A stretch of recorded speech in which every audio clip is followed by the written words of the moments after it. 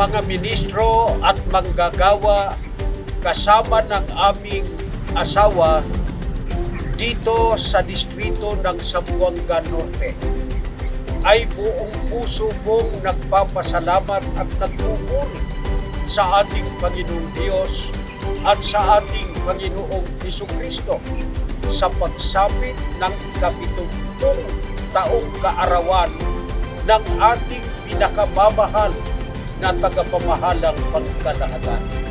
Mapagpalit na Eduardo